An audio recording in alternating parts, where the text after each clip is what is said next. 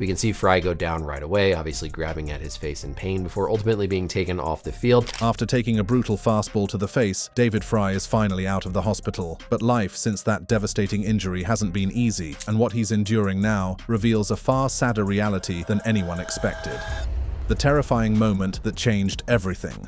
September 23, 2025 was supposed to be just another crucial late-season game between the Cleveland Guardians and the Detroit Tigers at Progressive Field. Instead, it became the night that baseball reminded us all just how dangerous America's pastime can truly be. Bottom of the sixth inning, the Guardians trailing 3-2 in what could be described as one of the most pivotal games of their season. The team was locked in a fierce battle for the AL Central title, desperately needing every win they could get. David Fry, the versatile designated hitter who had become such a crucial part of Cleveland's playoff push, stepped into the batter's box with one mission: advance the runner on second base with a simple bunt. What happened next would be replayed thousands of times across social media, analyzed by medical experts, and serve as a stark reminder of baseball's inherent dangers. Tigers ace Tarik Skubal, whose fastball had been reaching triple digits all evening, wound up and fired a 99.1 mph four-seam fastball that would change the trajectory of Fry's season in an instant. David Fry, we didn't show you in the highlights, was hit in the face with a pitch by Tarik Skubal, who was upset. As Fry squared around to bunt on the 2-1 count, the high and inside pitch glanced off the top of his bat before slamming directly into his nose and mouth area with the force of a small car crash. The baseball, weighing approximately 5 ounces and traveling at 99 mph, delivered an estimated 2,000–3,000 pounds of force upon contact. The bunt position, with Fry's head leaned forward and chin down, had exposed his face in the worst possible way, amplifying his vulnerability to the incoming projectile. The immediate aftermath was nothing short of terrifying. Fry collapsed instantly, blood pouring from his nose as he grabbed at his face in obvious agony. The stadium, which had been buzzing with playoff energy just moments before, fell into a hushed silence that was almost deafening. Players from both teams rushed onto the field, their competitive spirits immediately forgotten in the face of genuine human concern. What made the scene even more heart-wrenching was the reaction of Tarik Skubal himself. The Tigers pitcher, visibly distraught and pacing the mound, knew immediately that something was seriously wrong. This wasn't just another hit by pitch that players shake off. This was a moment that would haunt everyone who witnessed it. Medical staff, teammates, and coaches, including Guardians manager Stephen Vogt, rushed to Fry's aid as he lay on the infield dirt. The sight of blood and Fry's obvious distress created a scene that even veteran baseball observers described as terrifying. Yet in a moment that would later showcase his incredible toughness, Fry briefly stood and gave a thumbs up to his concerned teammates before the gravity of his injuries became apparent. The decision was made quickly. Fry would be carted off the field on a stretcher as a precautionary measure. The image of one of the Guardians' most reliable players being wheeled off Progressive Field would become seared into the memory of everyone present. But the story doesn't end with Fry's departure from the stadium. What happened next reveals the character of both organizations and the humanity that exists within professional sports. The Guardians, showing remarkable resilience, rallied to win the game 5-2, tying the Tigers for first place in the division. However, the victory was completely overshadowed by the concern for their fallen teammate. Meanwhile, Skubal's distress was palpable throughout the remainder of the game. The pitcher, who had been having a dominant season, was visibly shaken by what had transpired. In a gesture that speaks volumes about sportsmanship and human decency, Skubal would later visit Fry at the hospital that very night, facilitated by Guardians manager Stephen Vogt, who personally drove the Tigers pitcher to see his injured opponent. The medical evaluation began immediately. Fry was first transported to Lutheran Medical Center for initial assessment before being transferred to the Cleveland Clinic main campus for more comprehensive imaging and overnight observation. The initial reports were concerning, with fears ranging from possible jaw fractures and lost teeth to more severe facial trauma. As news of the injury spread across social media and sports networks, the baseball world held its collective breath. Fry had become such an integral part of the Guardians' success story, a versatile player whose contributions went far beyond his statistical output. At 32 years old and having posted 18 home runs in 2025 and 72 RBIs in 120 games, Fry was in the midst of another solid campaign. But this wasn't just about baseball statistics or playoff implications. This was about a human being who had been seriously injured while simply trying to do his job. The images and videos of the incident, which quickly went viral across social media platforms, served as a stark reminder of the dangers that professional athletes face every time they step onto the field. The broadcasting team's reaction reaction said it all. Professional announcers, who had seen thousands of games and countless injuries, were audibly shaken by what they had just witnessed. The immediate concern wasn't about the game situation or playoff implications, it was about David Fry, the person, lying motionless on the infield dirt with blood streaming from his face. As the night wore on and Fry underwent medical evaluation at the Cleveland Clinic, the baseball world waited anxiously for updates. Social media was flooded with messages of support from fans, players, and baseball personalities across the sport. The incident had transcended team loyalties and rivalries. This was about the baseball family coming together in support of one of their own. The question that lingered in everyone's mind was simple, yet terrifying. How severe were David Fry's injuries, and would this moment change the trajectory of not just his season, but potentially his career? The medical diagnosis and road to recovery. The morning of September 24, 2025, brought a collective sigh of relief mixed with genuine concern as the Cleveland Guardians organization prepared to deliver news that the entire baseball world had been anxiously awaiting. After a night of comprehensive medical evaluation at the Cleveland Clinic, the diagnosis was finally clear, and while serious, it could have been catastrophically worse. He was released from the hospital today. He has minimally displaced fractures in his face and his nose on the left side of it.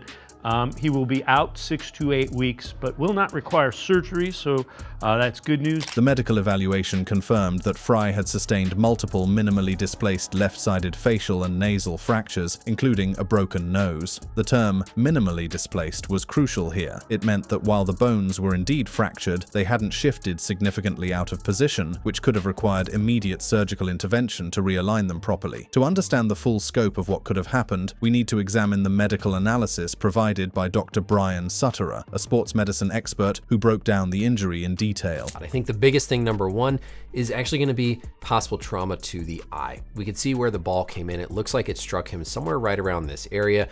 And so, yes, facial fractures are definitely going to be on the differential here. And the force dynamics involved were staggering. The maxilla. The maxilla is the upper part of the jaw that goes across from the right to the left.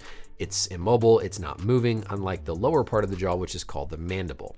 This is going to be the zygomatic bone, and that's going to form this zygomatic process, that bump that you can feel on the front of your cheek. The impact area primarily affected the nasal bridge and maxilla, with the ball's trajectory causing it to ricochet off the bat's top edge and redirect energy directly into Fry's mid-face. What made this diagnosis particularly encouraging was what didn't happen. Critically, Fry was cleared of any concussion, brain trauma, or long-term neurological risks. Key concerns with facial impacts due to the potential for orbital fractures, sinus damage, or cranial involvement. The fact that he remained alert and conscious throughout the ordeal, even managing to give that thumbs up to his teammates, was a positive sign that his brain had not been significantly affected by the impact. He's doing better. He was able to come into the field yesterday. Really fired the guys up to see him. Obviously, it was a scary moment the other night, but yeah, he was able to come in, be in the clubhouse for a little while, and then he had to go back home. But he's doing great. The medical team's decision not to require immediate surgery was based on the stability of the fractures. The breaks, while multiple, were described as stable and not requiring realignment. Instead, Fry would need close monitoring with serial assessments over the coming weeks to ensure proper healing and watch for any complications such as infection or increased swelling. The recovery timeline was set at 6 to 8 weeks for complete bone union, with Fry expected to miss the remainder of the 2025 regular season and potentially the early postseason. However, medical professionals were optimistic about a full recovery, with expectations that he would return to all baseball activities, including his catching duties, by late November 2025. What made this injury particularly concerning within the context of Fry's career was that it represented yet another setback for a player who had already overcome significant adversity. This wasn't Fry's first ordeal with serious injury. He had undergone UCL surgery on his right elbow just 11 months earlier in October 2024, an injury that had already limited his defensive capabilities and forced him into a designated hitter role for most of the 2025 season. The elbow injury had originated during the 2024 regular season, stemming from chronic inflammation in his ulnar collateral ligament and a strained flexor tendon. The injury had progressively limited his defensive capabilities, forcing him out of catching and fielding positions from late June 2024 onward. Despite playing through pain, Fry had still managed to contribute significantly to the Guardians' playoff run, including hitting a memorable walk-off homer in Game 3 3 of the ALDS against the Detroit Tigers. The elbow surgery, performed by renowned orthopedic surgeon Dr. Keith Meister in Dallas on October 30th, 2024, used a hybrid internal brace and tendon graft technique designed to promote faster healing than traditional Tommy John surgery. The procedure had been successful, and Fry's return to the majors in late May 2025 had been considered a triumph of determination and medical innovation. Now, with this facial injury compounding his previous elbow issues, questions arose about the cumulative effect of these setbacks on Fry's career trajectory. At 32 years old, every injury carries more weight, and the recovery process becomes increasingly challenging. However, those who knew Fry best weren't surprised by his positive attitude and determination to return stronger than ever. You know, I was really proud of our guys for locking it right back in, because obviously their hearts are with their teammate who's being carted off. But it's a scary moment, but you got to keep moving, and then you check on him after the game. Fry was discharged from the Cleveland Clinic on September 24th and was resting comfortably at home with his family en route from Arizona. The fact that he could be released so quickly was another positive sign that his injuries, while serious, were manageable and didn't require extended hospitalization. The medical community's response to Fry's injury highlighted both the advances in sports medicine and the inherent dangers that remain in professional baseball. While protective equipment has improved significantly over the decades, MLB mandated helmet ear flaps in 1983, following Tony Conigliaro's career-altering injury in 1967. The reality is that no equipment can fully protect against every scenario, particularly during bunting situations where facial exposure is increased. One very important thing when it comes to evaluating for an orbital socket injury or fracture is going to be the extraocular movement, so how the eyeballs move in all different directions. The eyes are controlled by these muscles that wrap kind of around the eye, one in particular called the inferior rectus, there's the superior rectus. Basically, firing those muscles is going to rotate the position of the eyeball.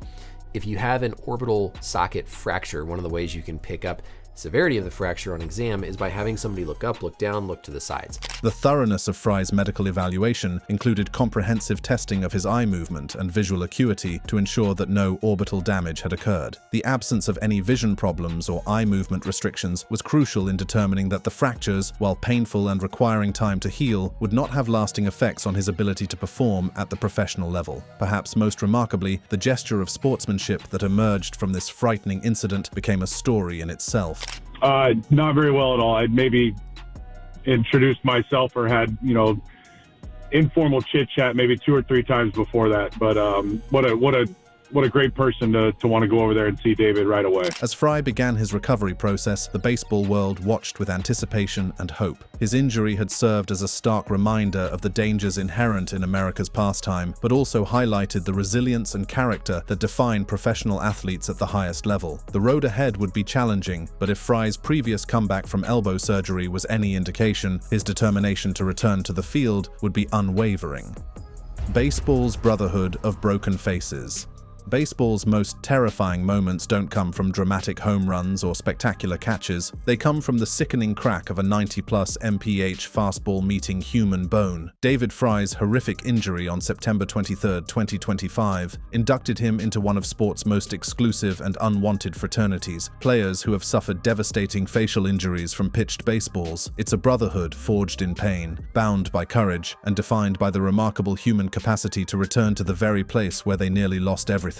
To understand the true gravity of what happened to Fry, we need to journey through baseball's dark history of facial trauma, where each case tells a story not just of physical devastation, but of the incredible mental fortitude required to step back into the batter's box after experiencing baseball's most primal fear made real. The most haunting case in baseball history began on a humid August evening in 1967 at Fenway Park. Tony Conigliaro was just 22 years old, a rising star for the Boston Red Sox with movie star looks and a swing that had already produced 104 home runs in his young career. The date was August 18, 1967, and the California Angels' Jack Hamilton was on the mound, throwing a fastball that would change the trajectory of baseball history. The 90-80 mph fastball struck Conigliaro directly in the left cheekbone, producing what witnesses described as a very sick sound that echoed through the stunned ballpark. The impact caused a linear fracture of his left cheekbone, dislocated jaw, severe nasal hemorrhage, and critical damage to his left retina. The young outfielder collapsed immediately, blood streaming from his face as his promising career hung in the balance. What made Conigliaro's case so devastating wasn't just the immediate physical trauma, it was the lasting damage to his vision that would plague him for the rest of his life. He lost nearly all vision in his left eye temporarily, suffered chronic headaches, and dealt with partial blindness that fundamentally altered his ability to track pitched baseballs. The injury cost him the entire 1968 season and changed him forever as both a player and a person. Yet Conigliaro's story is also one of remarkable courage. Despite his vision problems, he returned in 1969 and incredibly led the American League with 36 home runs in 1970. Right, spring training, I stayed back on the plate because I just didn't want to get hurt.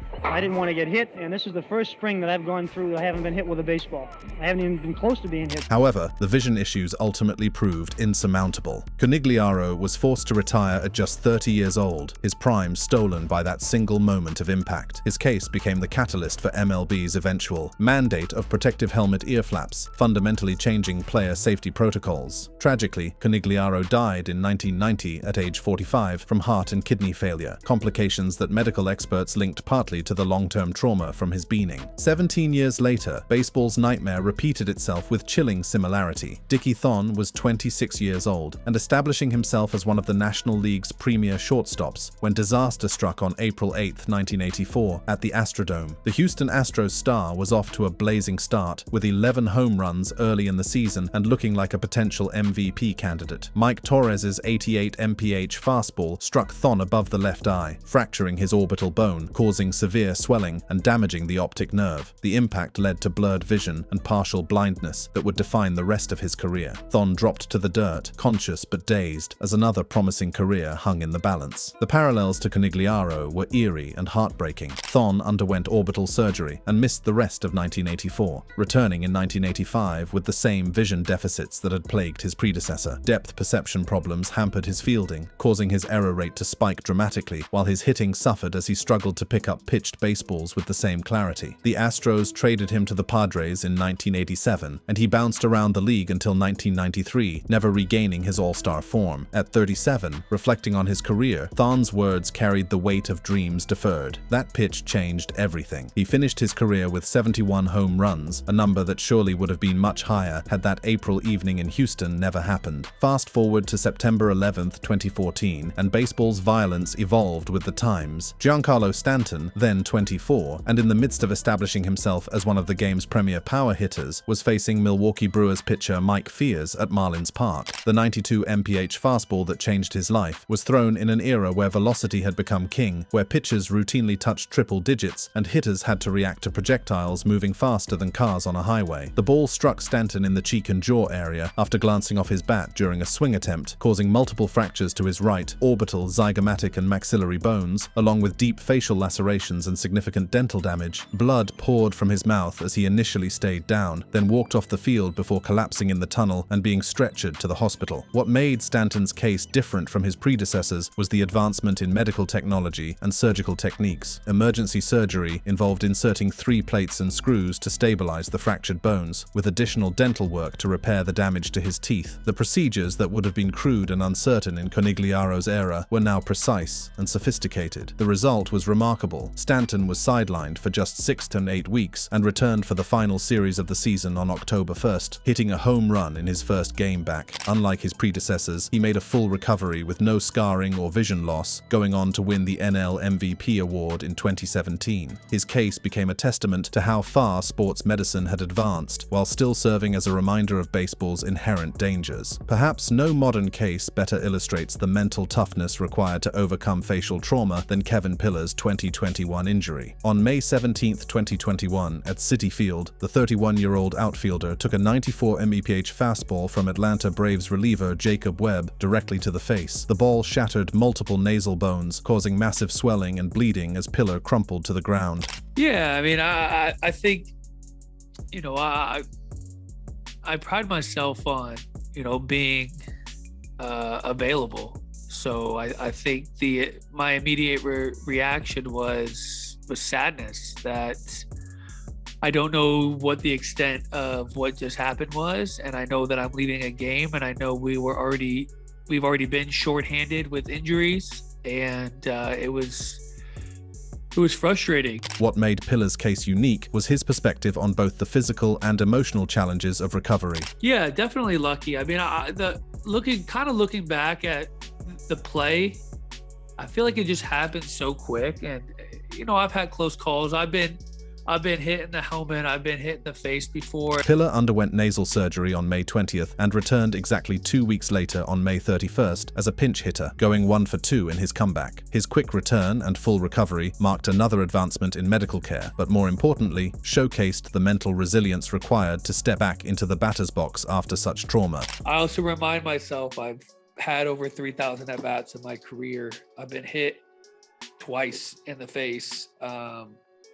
That's a pretty low percentage of happening. I think if I sit there and try to worry about that happening again, it's such a small percentage of the at-bats I've had. And with his September 2025 injury, David Fry joined this exclusive fraternity, but his case carries unique significance. Unlike the career-defining moments that preceded it, Fry's injury comes in an era of advanced medical care and comprehensive understanding of facial trauma. The minimally displaced fractures he suffered, while serious, represent a best-case scenario within the worst possible situation. The 6 to 8 week recovery timeline and expectation of full return to all baseball activities places Fry's case closer to the modern success stories of Stanton and Pillar rather than the career-altering tragedies of Conigliaro and Thon, yet the psychological challenge remains the same. Finding the courage to stand in against 100 mph fastballs after experiencing baseball's most primal fear. I tried to reiterate that it's part of the game. I know you didn't mean to do it.